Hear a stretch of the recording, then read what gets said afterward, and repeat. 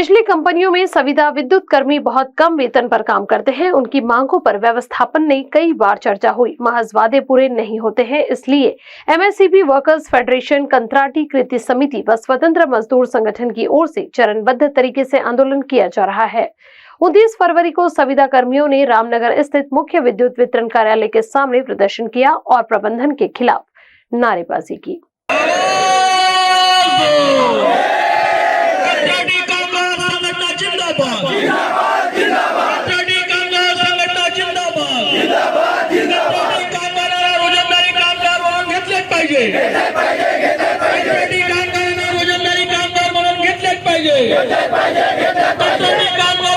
दिवस आहे आणि आमच्या या कंत्राटी कामगाराच्या ज्या मुख्य मागण्या आहेत त्याच्यात आमची पहिली मागणी अशी आहे की जे आम्ही कंत्राटी कामगार कामावर आहो, आम्हाला रोजंदारी कामगार म्हणून या वीज कंपनीमध्ये सामावून घेण्यात यावे आणि जोपर्यंत कंत्राटी कामगार म्हणून रोजंदारी कामगार निमित्त आम्हाला कामावर घेता येत नाही तोपर्यंत 60 वर्षाची आम्हाला कामाची हमी देण्यात यावी। दुसरी आमची मागणी अशी आहे की ज्या कंत्राटदारा करून आमचा पगार होतो तो पगार आमच्या नियमित कामगाराप्रमाणे 28-29 तारखेला शासनाच्या माध्यमाने देण्यात यावा।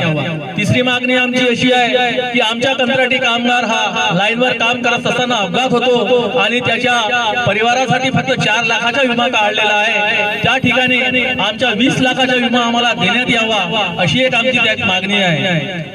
वीज कंपन्यांमध्ये जे कामगार काम करत आहेत त्यांची ज्येष्ठता यादी या पोर्टलवर निश्चित करण्यात यावी, ही एक माग आमची त्यात आहे। राज्य सरकारने निश्चित केलेल्या किमान वेतनामध्ये 40% वाढ ही करण्यात यावी अशी एक आमची मागणी या आजच्या धरणा आंदोलन माध्यमाने आहे।